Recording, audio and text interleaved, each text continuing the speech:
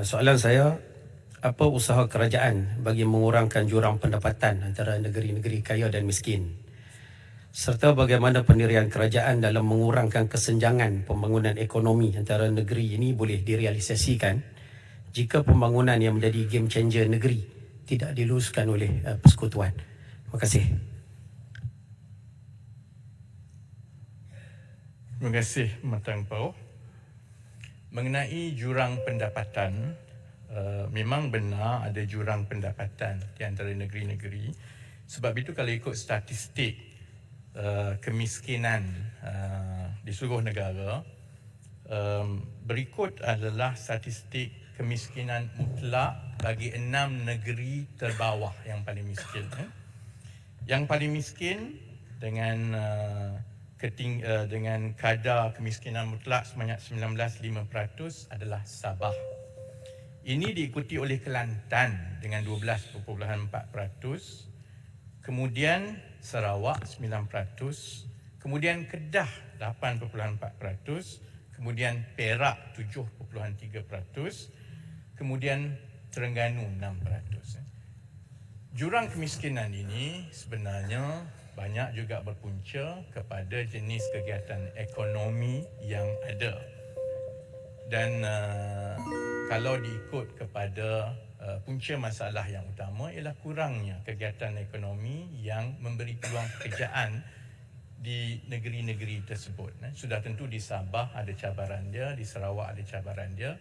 Tapi kalau di Semenanjung contohnya negeri-negeri seperti Terengganu, Kelantan, Kedah, kalau dilihat kepada peruntukan yang telah diberikan oleh kerajaan dalam Belanjawan 2023, 50% daripada perbelanjaan pembangunan sebenarnya diperuntukkan kepada negeri-negeri ini.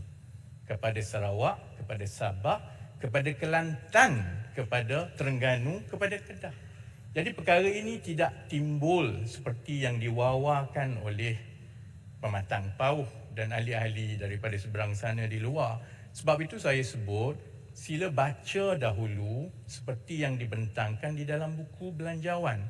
Kerana pada masa kita memperuntukkan sehingga 50% daripada pembelanjaan pembangunan asas kerajaan kepada negeri-negeri ini, yang sepatutnya saya harapkan daripada ahli-ahli parlimen, daripada Perikatan Nasional, terutamanya daripada negeri-negeri ini, ialah menyambut usaha kerajaan untuk membantu keluarga-keluarga yang miskin ini.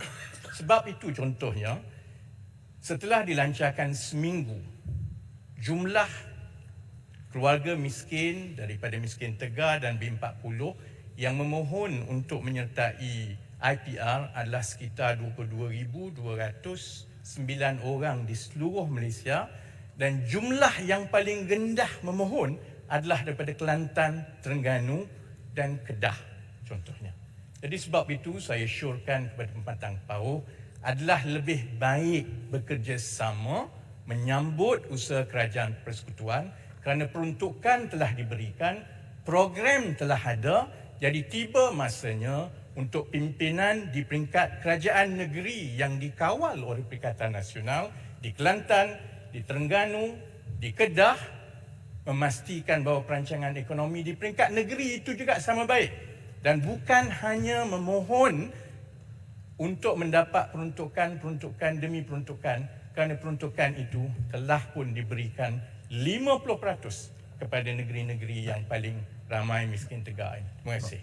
Juluto. Soalan saya, adakah apa-apa usaha yang akan dibuat untuk meningkatkan program-program Payung Rahmah di negeri-negeri yang dikawal oleh Perikatan Nasional, kerana kita mendapati bahawa kes-kes miskin Tegar atau keluarga-keluarga yang memerlukan bantuan kewangan ramainya adalah di kawasan-kawasan seperti di negeri-negeri di Kedah, di Kelantan dan Terengganu berbanding dan Sarawak dan Sabah. Jadi adakah apa-apa usaha atau program terperinci yang akan dilipat gandakan oleh pihak kementerian di kawasan-kawasan di negeri-negeri tersebut?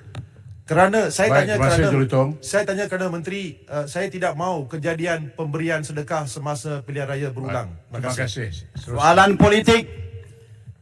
Terima kasih Encik Lutong. Seperti yang saya telah jelaskan tadi, sebenarnya peruntukan itu memang ditumpukan kepada isi rumah keluarga miskin, tidak kira di mana mereka berada. Dan sebahagian besar daripada isi rumah keluarga miskin dan kumpulan B40 ini sebenarnya berada di negeri-negeri yang dikawal oleh Perikatan Nasional seperti yang disebut oleh Encik Lutong, di Kelantan, di Terengganu, di Kedah, dan ada yang di dalam kerajaan perpaduan seperti di Sabah dan Sarawak. Setakat ini yang kita lihat, walaupun program itu telah ada, walaupun peruntukan itu telah ada, tetapi sambutan daripada penerima-penerima ataupun mereka yang berpotensi mendapat manfaat daripada program-program ini di negeri-negeri yang dikawal oleh Perikatan Nasional ini masih lagi rendah, sangat rendah berbanding dengan negeri-negeri seperti Selangor, Perak, Johor, Negeri Sembilan dan lain-lain. Sebab itu, untuk menjawab Encik Lutong, saya telah meminta kementerian saya menganjurkan satu mesyuarat khusus dengan keseluruhan kepimpinan di peringkat daerah di 20 daerah termiskin di seluruh negara. Jadi saya harap Besut nanti datang. Adun daripada Besut datang.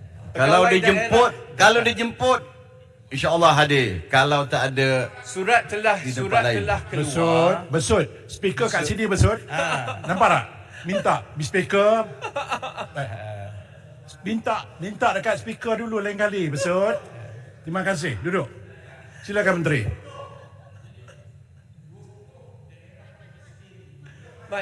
Mike. Menteri menteruk Mike.